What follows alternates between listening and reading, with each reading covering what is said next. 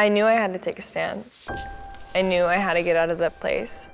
It keeps me up at night. To this day, I still live in that house.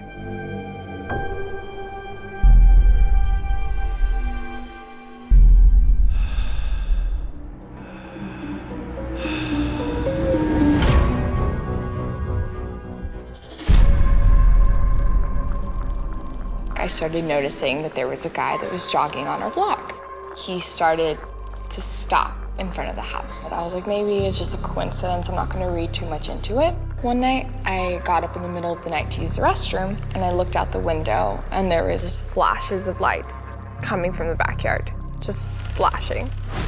And I got up and I ran into V's room, and she was like, it's just a helicopter, don't worry about it. I set an alarm so that I could wake up in the middle of the night, and sure enough, the flash happened again. So I went up to the window, and there was the jogger just staring straight at me with his hands on the window. I ran into V's room. She grabbed a knife, and I thought to myself, what is she gonna do, stab the guy?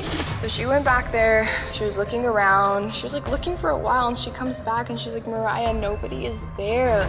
I was like, I'm not living in this fear. Whatever it is, I'm not gonna keep putting myself in this position anymore. So I left, and I had to move out. Because no matter what everyone else was saying, I knew what I saw.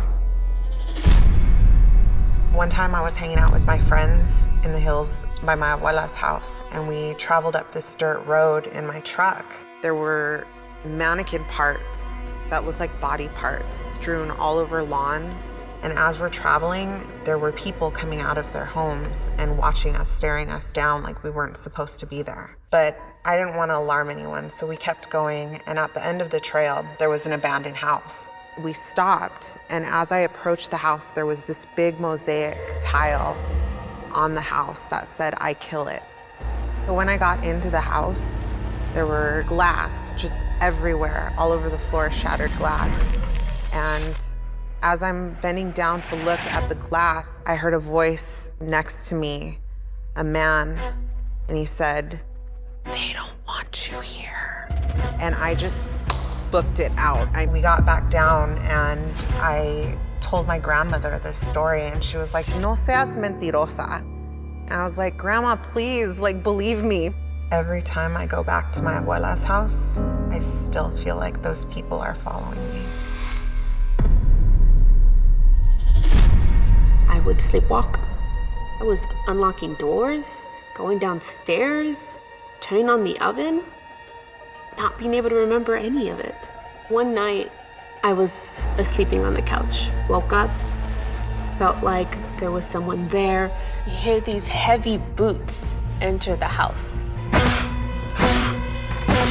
I could hear him breathing. Someone was in the house. I looked down at my dog, and she's growling. And 1 minute he was there, and the next he was gone. I woke up my brother, I woke up my parents. There was someone in the house. Crystal, it was your sleep paralysis. Later on, my dad finally admitted to me when I was older, he would see a man walking in between our houses. And it scared him so much that he put a security gate between the houses to keep him safe. They just let me believe that it was all in my head, that it wasn't real.